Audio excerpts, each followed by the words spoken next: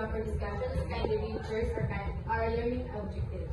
At the end of the lesson, students will be able to explain what item response theory or IRT is, describe how AI and machine learning help in testing and grading, and understand the benefits and drawbacks of using IRT with AI in assessment.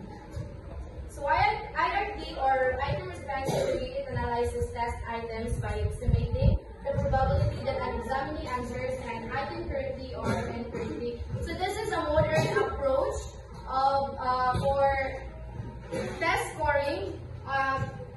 Unlike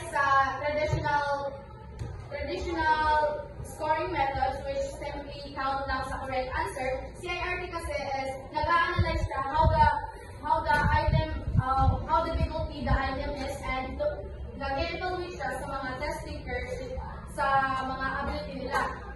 CIRT is ginagamit siya sa mga standardized tests which are the NAT or National Achievement Test, LET, Civil Service Exam, and some university in the Philippines use the IRT principles which are the University of Philippines or UP Diliman, Ateneo de La Salle, and Ateneo de Manila and De La Salle University for their entrance exam.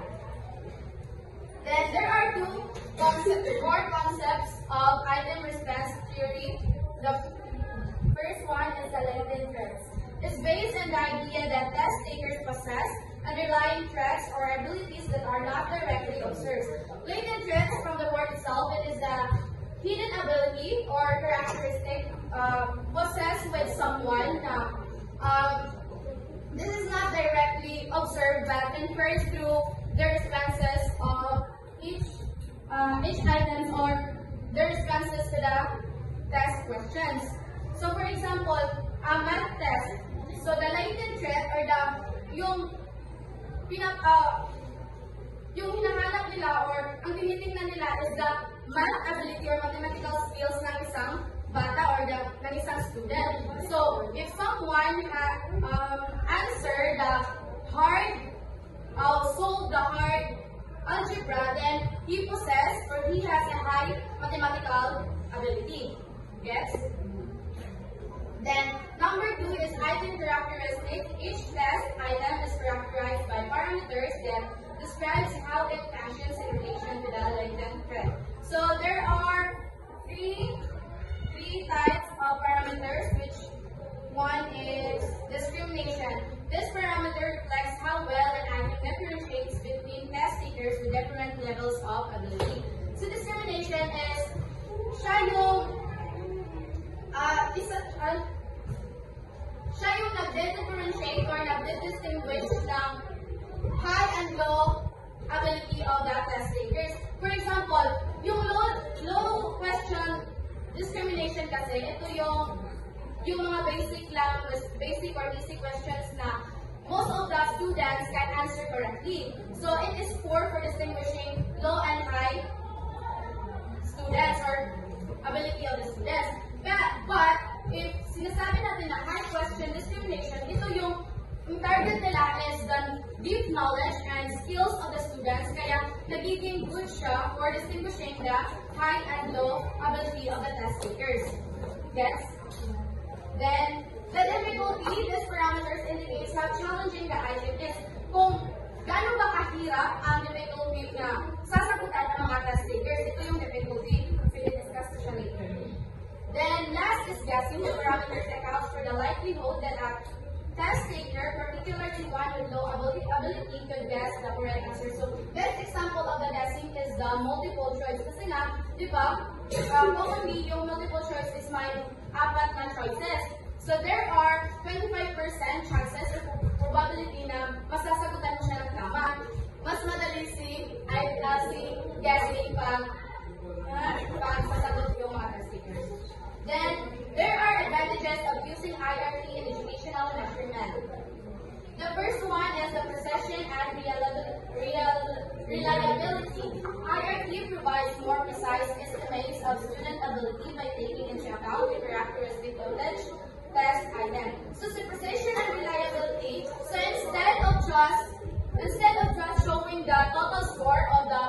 of the students is si IRT kasi ina-identify niya if the student ba is nahihirapan sa specific na topic.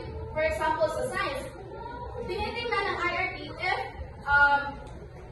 yung student is nahihirapan ba siya sa chemistry or sa science. O sa basics, nga na. Then the test design flexibility, IRT allows for the development of adaptive tests where the difficulty of the items presented to the test taker is adjusted based on their performance. So, ina-adjust ng IRT yung test questions which is for example, if na-identify ni IRT na yung isang item is marami ang nakasagot, so ibig sabihin is madali lang yung question. So, i-change niya, i-adjust niya, or i-replace niya into hard question. Tapos, pag na-identify naman ni IRT na mahihirapan yung mga test takers na sumagot sa specific na question, then, i-adjust naman niya na neutral at lahat ay makasagot. Yun yung test design flexibility. Then, enhance validity by modeling the relationship between the item characteristic and the student's ability. IRT enhances the validity of the assessments. So, si improved validity kasi is nag-improve siya ng accuracy, fairness, and equity, and this helps to involve the test items and align with learning objectives. So, ina-align niya talaga yung mga discussion niya ina-align niya sa learning objectives niya. Then, the fairness across different groups. IRT allows for the analysis of differential item functioning, or DIF, which identifies items that may be biased against certain groups of test takers. Kasi nga na-identify ng IRT if the question ba is biased siya sa isang group, which is yung for example is the question is about what is the traditional dance of Ilocos. Then nagiging unfair siya sa mga student from other regions. And nagiging bias siya sa mga taga-Ilocos. Kasi nga, yung question is familiar kasi sa mga favorable. Yun yung fairness across different groups. Kapag na-identify ni IRT is, ang gagawin niya is, i-change niya yung question na magiging general siya sa lahat ng mga estudyante. Then, the data diagnostic information, IRT provides detailed information about each item's performance, enabling educators and psychometricians to understand why certain items are working well or poorly. Dito naman is pinapakita if the test questions or the item is easy ba siyang sagutan or hard or unclear siya.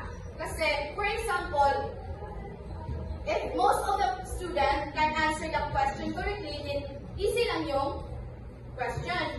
But if yung students or few students hindi nila masagutan ng tama yung question, then hard yung question or baka unclear siya. Unclear yung mga words, baka deep yung meaning out deep yung English na ginagamit or word, then CIRT kasi is nag-help siya sa isang teacher to identify if yung student ba is nahihirapan sa ginawang question.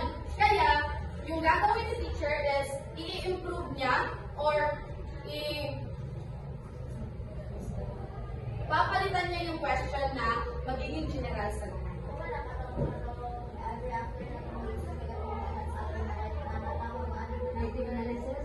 Amo na ang traditional. Traditional na itong CC. Itong simply, kuan lang siya. Simply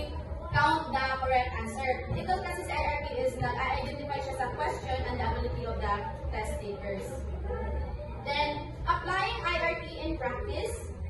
The first one is data collection. Gather response data from a representative sample of test taker. The data should include responses to a variety of items that are intended to measure the same taker trend. So, the best example is yung entrance exam natin. Di ba nga, nag-take tayo ng entrance ng exam to para makakita kung qualified ba tayo or prepared ba tayo sa coursework na kinuha natin. So, i-gather nila yung data collection o yung mga sagot natin nung exam para makita nila if qualified ba tayo sa coursework na kinuha natin.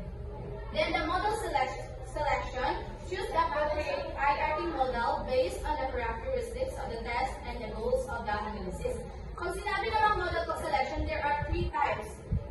Yung una is 1PL, which is the 1-parameter logistic, 2-parameter logistic, and 3-parameter logistic. Pag sinabi 1-parameter logistic, ito yung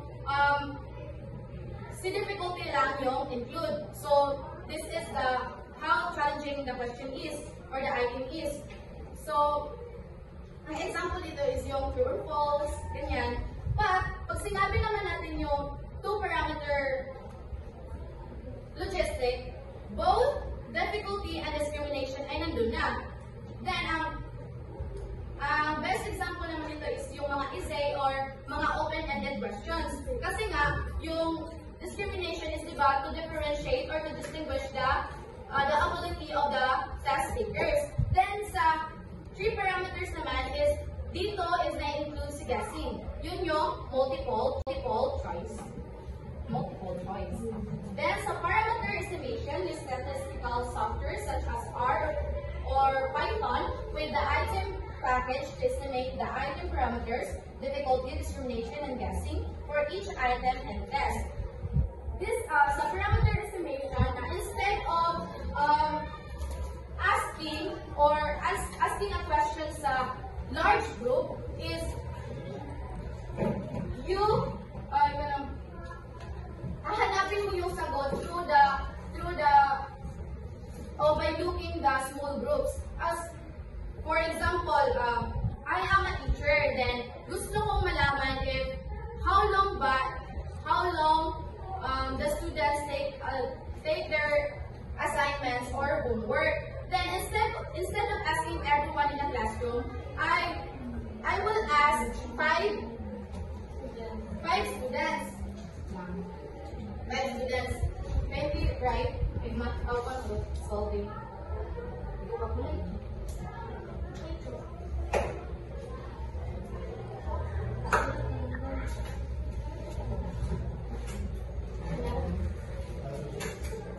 So I will ask five students. For example, pinanong ko si Suzanne. Tapos, yung sinabi niya ay 30 minutes niya, sinasagutan yung assignment niya. Then, si Shane naman is 45 minutes. Tapos, si Bea is 15 minutes. Tapos, si Cybele naman is 35 minutes. At si Mildred is 40 minutes. So, ang ginagawa niya is isi-solve niya lahat. So, pila? Isi-solve niya lahat. 30, 80 plus 40, 120, 120 plus 90, 120 plus 110,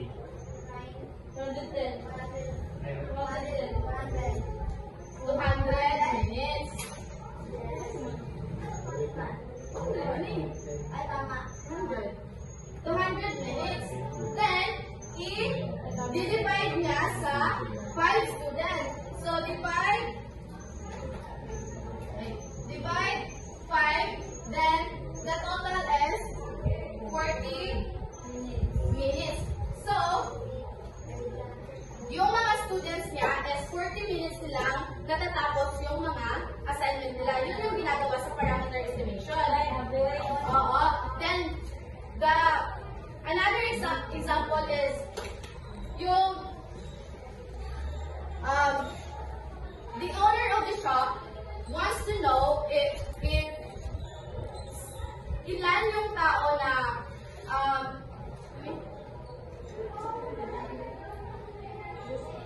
gusto yung ice cream. Then, kasi nga, mahirap tanungin yung lahat ng tao kasi 10,000 yung population ng barangay, for example. Then, instead of asking everyone is random, nag-a-ask siya ng 100 random people. Then, over 100, 80 yung sumagot na gusto nila yung ice cream. Then, what is also 100, then 80 is 80%, di ba? 80% of people is gusto yung ice cream. Then, 10,000, divide 80%, then, yung solution, so yung mga gusto ng ice cream is 8,000. Kasi nga 80% ng 10,000. Tama ba? Times the I. Sorry guys, times the I. 8,000. 8,000. Times 0.80. 0.8. 8%? 80%. Yun yung parameter estimation. Then, dito naman sa model fit evaluation, assess how well the selected IRT model fits the data. Ito yung, for example, is volleyball. Nagpa-try out yung coach sa volleyball. Then, kinukuha lang niya yung mga may matataas na, yung matataas ang talon. Tapos, hindi niya tinitingnan kung marunong ba silang mag-serve, mag-blocking, or even hitting the ball. So, sa model fit evaluation is hindi siya napipit, di ba? Hindi siya napipit kasi nga binabasihan lang yung talon ng players.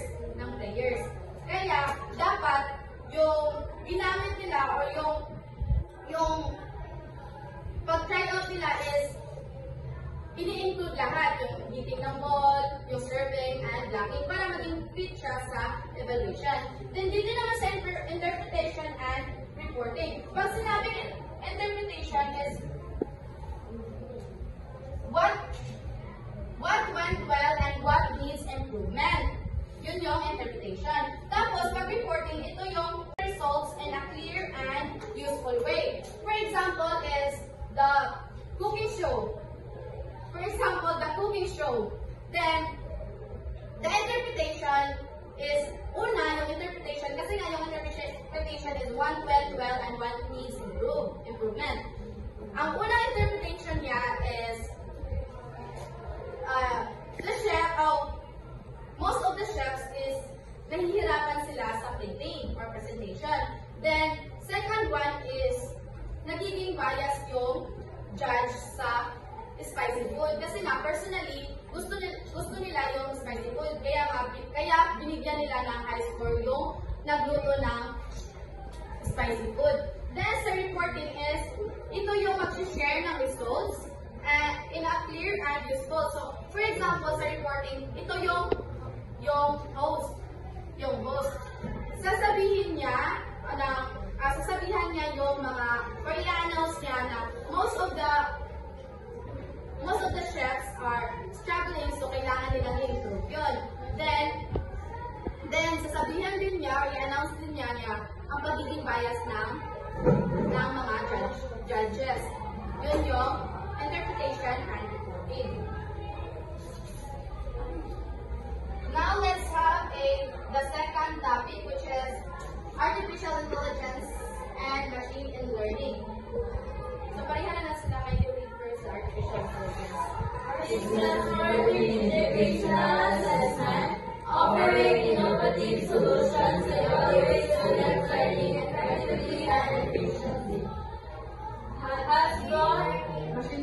Machine learning has brought about a transformative shift in student assessment systems, allowing educators to gain valuable insights into student performance and tailor their teaching method accordingly.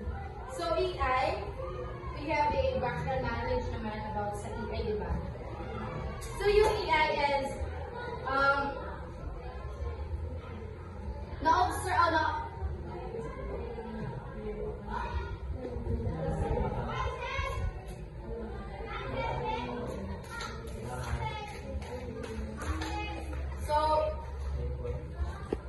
mas na-inform, o mas na-introduce sa atin yung EI nung pandemic, di ba? Nung pandemic. And EI and machine learning has a big help for the students, and not just only for students but also for the teacher. Kasi nga, for example, nung pandemic, kapag nahihirapan tayo sa mga words, dun sa module, di ba? Kapag nahihirapan tayo, instead of asking sa teacher, kasi nga hindi tayo nakakapag-interact sa mga teacher natin. Instead of asking teacher is nag-rely tayo sa EI. Yun yung, di ba, may EI translator, di ba? So, nagiging big help si EI sa atin. Then, sa mga teacher naman is, di ba sa multiple choice is i-scan na lang nila yun. Nagiging, mas nalalasin yung mga trabaho nila at mas nag-focus na nila yung mga malalaking trabaho or mga bagay na gagawin nila. Then, for example is, yung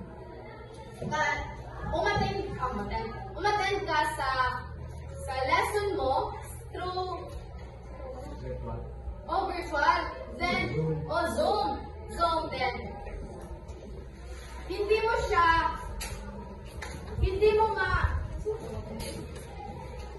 you can follow directly the discussion of your teacher kasi nga mabilis siyang magsalita. So yung ginamit mo is, alam niyo ba yung EI note?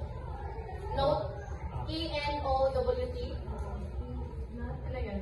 Not yan?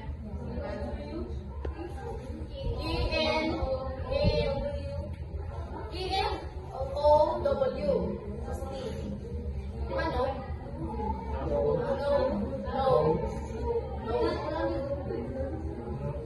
Yun yung, if nagdi-discuss yung iguan kasi is i-bind ang discussion or i-bind ang Zoom o gatong EI. I-bind siya, and then, while the teacher discussing, directly siya nag-notes lahat ng sasabihin ng teacher. Kaya, mas madali na lang sa atin na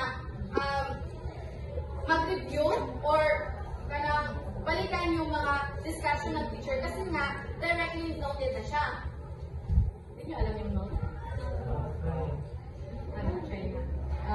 Then, nag-help din siya sa teacher and student kasi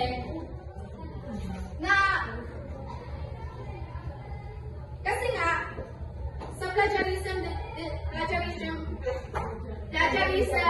detection, di ba? Alam natin yun. Kapag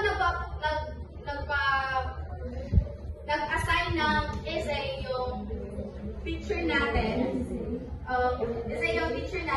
kasi machine learning is a power tool compares the content against a vast database or sources with originality. So, na-identify niya if yung essay mo ba is hindi mo kinuha lang, yes.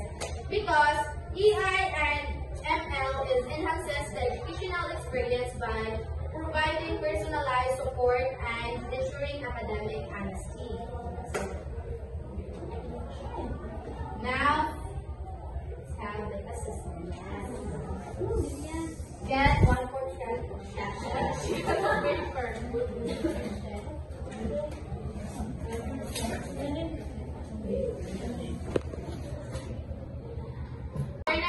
Assessment, I will give you only 45 seconds each item. Number 1. Can you read muna sa directions? Choose the letter of your best answer. Write the chosen answer on a sheet of paper. Thank you. Okay, number 1. Read silently.